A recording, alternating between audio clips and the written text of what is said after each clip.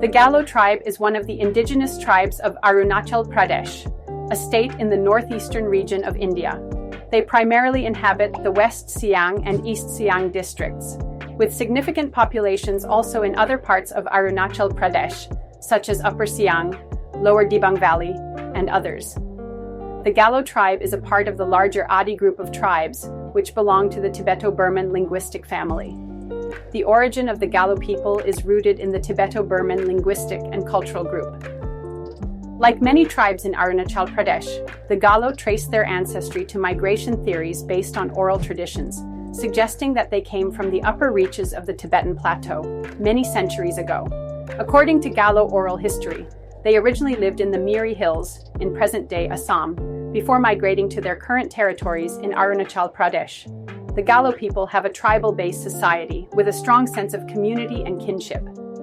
The village is the basic social unit, and most Galo people live in small settlements consisting of extended families.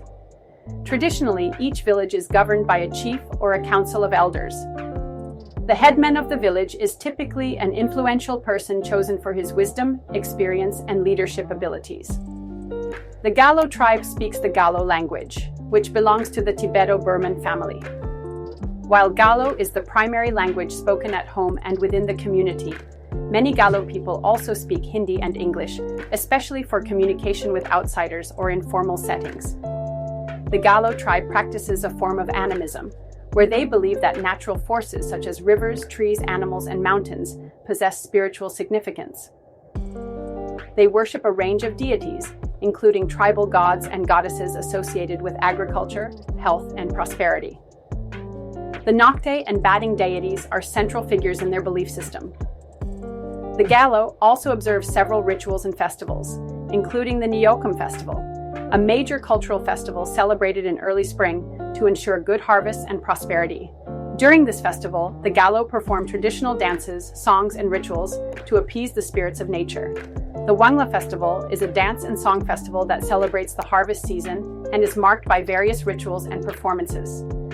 The Galo people have elaborate death rituals, which include performing funeral rites and offerings to ensure that the departed soul finds peace and is not stranded in the spirit world. Traditional clothing is an important part of Galo identity. The men wear a cloth wrapped around the waist called a dhoti, and the women wear a long colored skirt or mekhala, along with traditional blouses. Both men and women wear ornaments such as necklaces, bracelets, and earrings made from bone, shells, and brass. Marriage customs within the Galo community are generally monogamous. Traditionally, arranged marriages were common, and it was customary for the bride and groom's families to negotiate the marriage terms. Bride price, a gift from the groom's family to the bride's family, was traditionally part of the marriage arrangement. Dowry, however, is not prevalent in Galo society. The Galo people are primarily agriculturalists. Their main crops include rice, millets, maize, and vegetables. Shifting cultivation was traditionally practiced, but with modern agricultural practices, many Galo people have turned to terraced farming. Hunting and fishing are also part of their subsistence economy, although these activities have reduced in importance with the increasing focus on agriculture.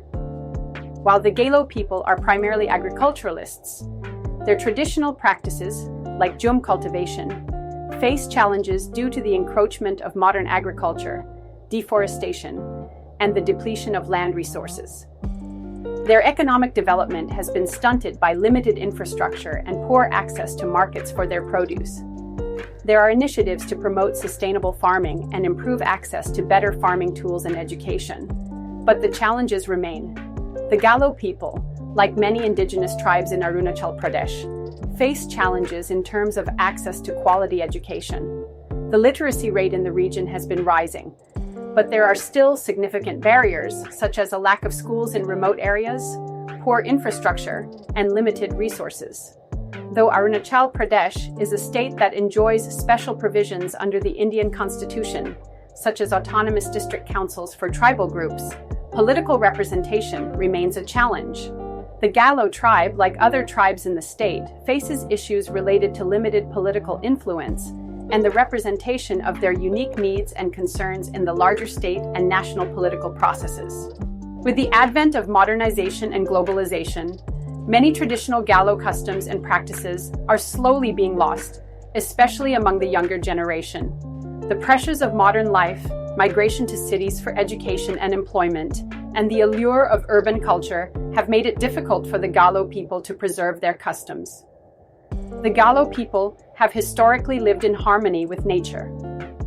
But the increasing threat of deforestation, climate change, and mining activities in Arunachal Pradesh have impacted their way of life.